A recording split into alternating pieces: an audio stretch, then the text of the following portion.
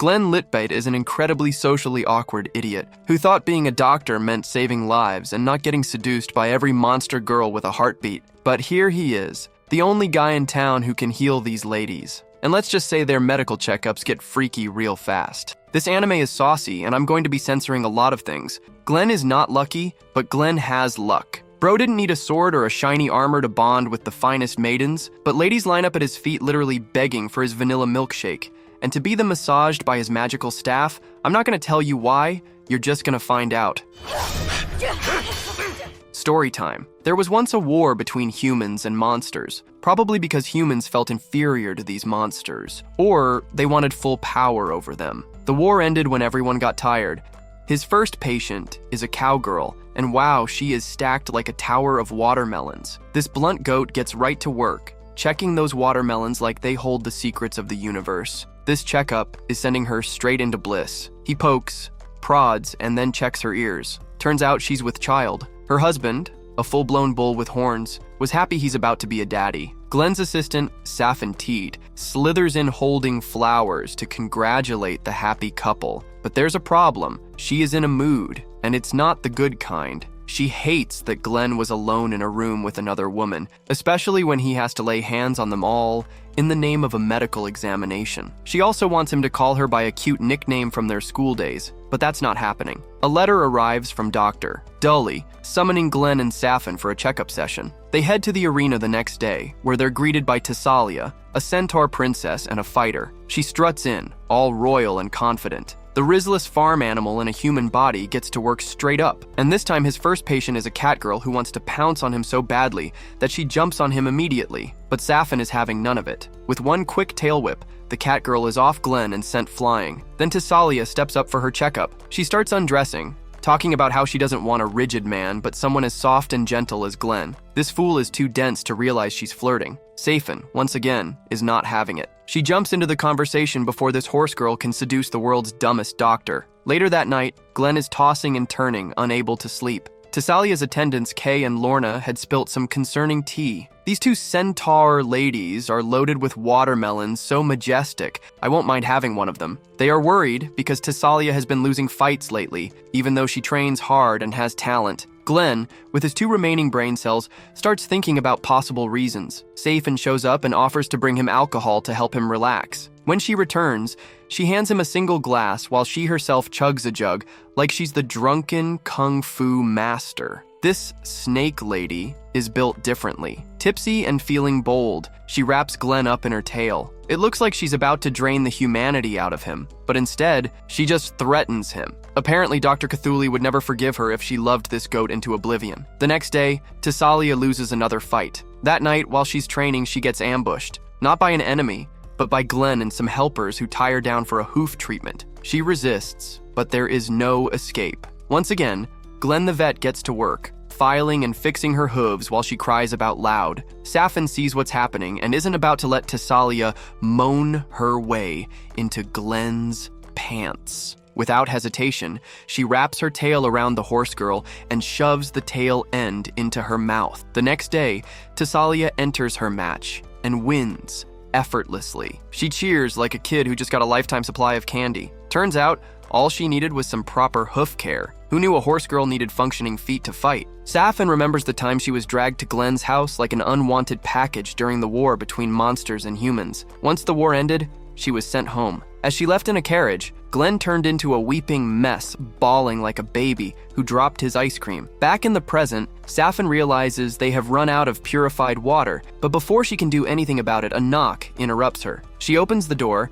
and there stands Glenn asking about her sunblock ointment. Later, the two sit in a boat, floating down the waterways. Glenn starts blabbering about the importance of sunblock, making Sapphee thank him. Meanwhile, Sapphee is just excited to be outside with him. The person paddling their boat ditches them, and Glenn reminds Sapphee that they are here for purified water, not a shopping spree. Suddenly, a goofy-looking merman pops out of the water and greets them. Sapphee, being Sapphee, immediately gets excited and tells the merman to take them to the gift shop. Glenn, as a fun sponge that he is, immediately shuts that down and tells the merman to take them to the purified water shop instead. After finally getting the water, Sapphee once again tries to head to the gift shop. Glenn looks at her like she just suggested setting their money on fire and tells her they'll waste cash. At the gift shop, Sapphee gets excited over a single glass, but then she says the best gift is following Glenn on his journey. This makes Glenn blush because even he can't believe she actually thinks he's worth following. A little mermaid suddenly calls them, making Sapphee practically explode with excitement. She insists they stop and listen. The little mermaid, Lula, introduces herself and says she sings for 3 Coopers.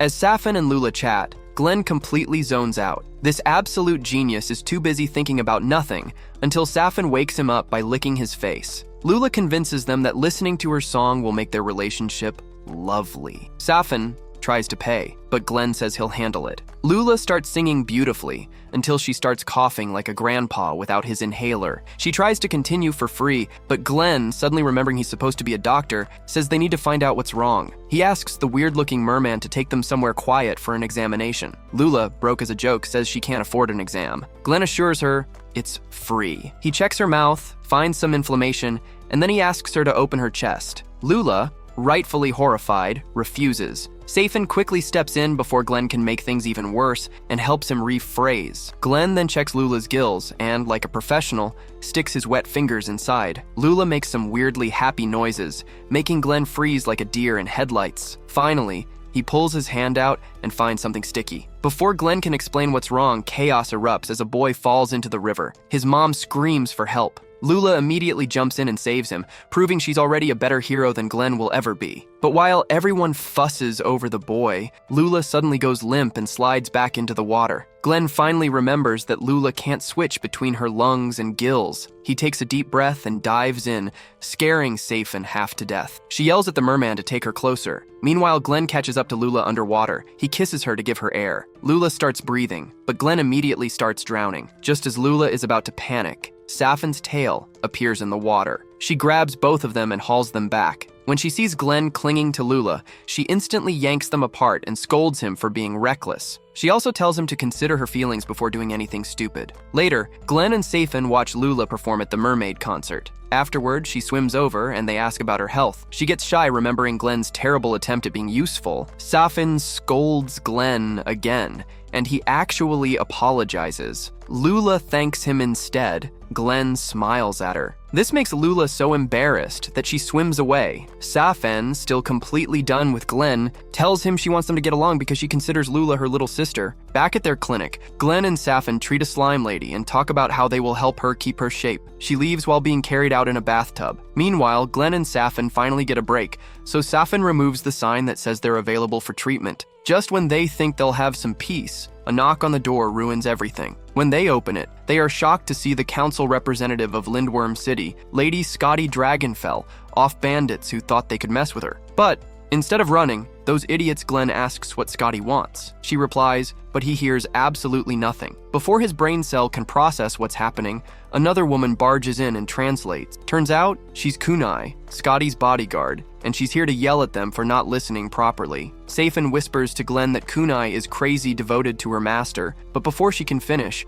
Kunai shuts her up. She then explains that she lost her arm fighting Asti the fight, and now she needs Glenn to find her missing arm and fix her up. Glenn asks why they came to him. Kunai says, Doctor, Cthulhu referred them, which should have been Glenn's first red flag. He then asks what kind of monster she is, but before Kunai can answer, Scotty explains that Kunai was originally human, but got stitched together using parts from dead people. Before leaving, Scotty orders Glenn to treat Kunai, but Kunai instantly refuses, saying she can find her own arm and reattach it herself. She dips, leaving Glenn standing there like a fool. Sapphee and Glenn start talking about how aggressive Kunai is, but Glenn, with all the confidence of someone who has never been useful, claims that the doctor who experimented on her just had bad technique. Then he decides to go looking for Kunai's missing arm, leaving Sapphee and the fairies in charge of the clinic. Meanwhile, Kunai spots one of the bandits who attacked her and chases him into an alley. But before she realizes what's happening, someone ambushes her, and she ends up on the ground. Back in the city, Glenn starts looking for Kunai's arm, but then realizes he never asked where she even fought the bandits. Suddenly he hears a scream and finds Tilia, who was just shopping for vegetables when she Kunai's leg. Glenn picks it up and assures her that this is not a crime scene. Meanwhile, Kunai, now dragging herself across the ground, realizing both her arm and leg like a complete amateur. She suddenly feels a weird sensation. Her thigh is shaking. Turns out Glenn is holding her leg like a total creep. Tilia watches him work and says she's falling for him, but then she immediately adds that he looks like a perv with the way he's fondling the zombie leg. Glenn realizes he's been caught being weird and begs her not to tell Sapphee, or he's doomed. Kunai, still on the ground, figures out that Glenn is the one touching her leg, and she starts wondering when her curse will finally give her a break, because she can hear the voices of all the dead people who make up her body. While Glenn holds Kunai's leg, Lula appears and tells him there's a rumor going around that he's collecting body parts for some creepy experiment. Glenn, looking guilty as hell, quickly explains that he's just trying to help his patient. Lula says she knows that, and then casually pulls out Kunai's missing arm. Glenn is shocked, thanks her, and cleans the arm without realizing Kunai can feel everything he's doing. He tells Lula he needs to find Kunai next, and she tells him to just ask her arm and leg where she went. That evening, Glenn finally finds Kunai and starts stitching her back together while talking to her. Kunai starts calming down. After fixing her arm, Glenn moves onto her leg, making her make some very interesting noises. Meanwhile, Sapphee gets a visitor, her drinking buddy. Before leaving, the visitor gives Sapphee a gift and casually drops a bomb, saying she's worried Glenn might be out there cheating. Sapphee, absolutely not in the mood, kicks the big spider lady out and starts overthinking. Back at the clinic, Glenn finishes treating Kunai, who is now deeply embarrassed. She thanks him and leaves in a hurry. Glenn, meanwhile, returns home, feeds the fairies, and sees Sapphee. But then he notices something shocking. Her stomach is swollen. Sapphee, completely unbothered, tells him she's now pregnant. Seeing that she loves no one else, she must have drugged him, loved him, and made him a baby daddy. Just as Glenn's frail little heart is about to explode out of his weak ribcage,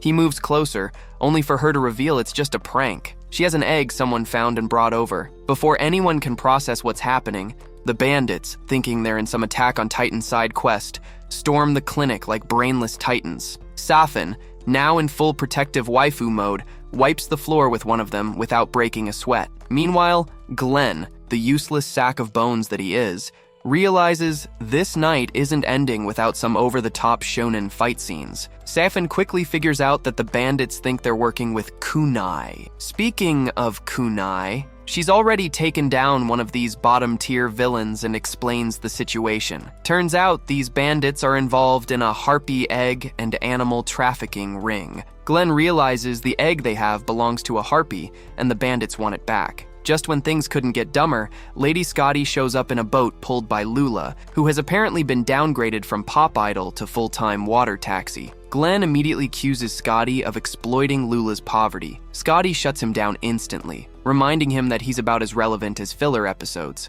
Lula defends Scotty, saying she's doing this by choice. With everyone gathered, they charge toward the bandit hideout, fully expecting this to turn into a One Piece style arc finale. The patrol team kicks down the front doors like they're storming the Grand Line, ready to rescue the kidnapped Harpy girls. Lady Scotty apologizes for dragging them into this mess, but before the emotional moment can settle, the bandits ambush them with arrows. Fortunately, our heroes dodge like they've been secretly training in the Survey Corps. Kunai tanks a few arrows like they're minor inconveniences. Meanwhile, Tissalia and her team of overpowered centaurs enter the battlefield, trampling bandits like they're bugs. They tell Glenn and his useless self to keep moving toward the hostages. One of the dumbest bandit rants about how humans and monsters can never live together, but Tissalia, not in the mood for his nonsense, knocks some sense into him with a well-placed kick. As their boat arrives at the hideout, Kunai orders Lula to get to safety. Right when things start looking good, the bandit leader appears, looking like a rejected sword art online villain. He and Kunai exchange insults, with him justifying his messed up trafficking business as necessary for survival. Kunai, unimpressed, calls him an ugly bottom-feeding dog and challenges him to a duel. The fight isn't over yet. The bandits try to rally, but Sapphee, Tissalia, and Scotty form an OP trio and crush them instantly. Unfortunately, Sapphee gets poisoned and passes out. As she's fading, she starts mumbling some deep confession, only for Glenn to reveal he already knew. This somehow turns into Sapphee getting weirdly intimate, because apparently it's mating season and she's picked the weakest male in the entire world. She pulls Glenn onto the bed and locks hands with him like she's about to introduce him to a whole new world. Look at those watermelons, round and perfectly placed, ready to suffocate this poor fool. Just when things are about to get spicy, the poison kicks in at the worst possible moment, saving Glenn from losing his virgin status.